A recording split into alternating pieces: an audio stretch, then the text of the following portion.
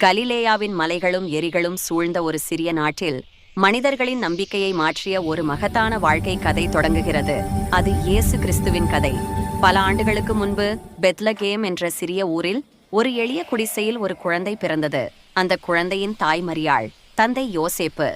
அந்த பிறப்பு சாதாரணமாக தோன்றினாலும் வானத்தில் பிரகாசித்த நட்சத்திரமும் தூரத்திலிருந்து வந்த மேய்ப்பர்களும் ஞானிகளும் இந்த குழந்தை சாதாரணமானவன் அல்ல என்பதை உலகிற்கு அறிவித்தன. அவன் பெயர் இயேசு. தேவன் நம்மோடு இருக்கிறார் என்பதையே அவன் வாழ்க்கை முழுவதும் எடுத்துரைத்தது. இயேசு சிறுவயதிலிருந்தே அமைதியும் ஞானமும் நிறைந்தவராக வளர்ந்தார். தச்சராக வேலை செய்த யோசேப்பின் அருகிலிருந்து உழைப்பின் மதிப்பை கற்றார்.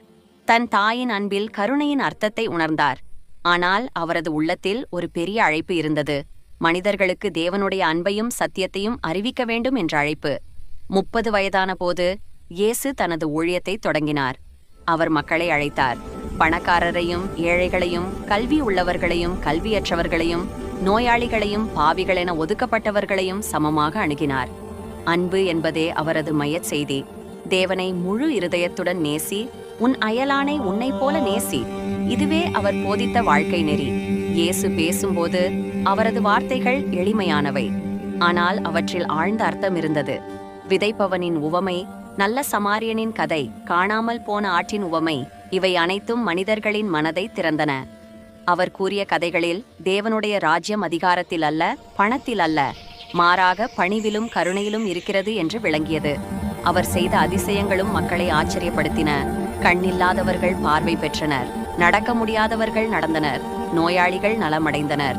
ஆனால் இயேசு அதிசயங்களை தன்னை புகழ்வதற்காக செய்யவில்லை.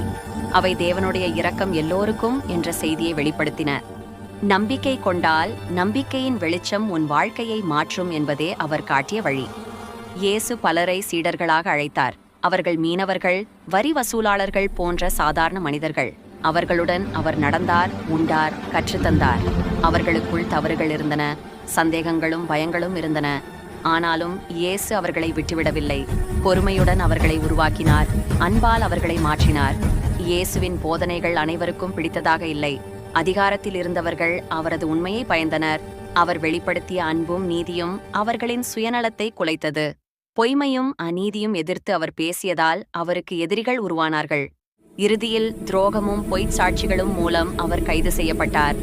இயேசு அனுபவித்த துன்பம் கடுமையானது. அவர் மௌனமாக இருந்தார், பழிவாங்கவில்லை. தன்னை புண்படுத்தியவர்களுக்காகவும் அவர் மனதில் கருணை இருந்தது. சிலுவையில் அறையப்பட்ட போதும் அவர் மனிதர்களை வெறுக்கவில்லை, மாறாக மன்னிப்பையே வெளிப்படுத்தினார். அந்த சிலுவை தோல்வியின் சின்னமாக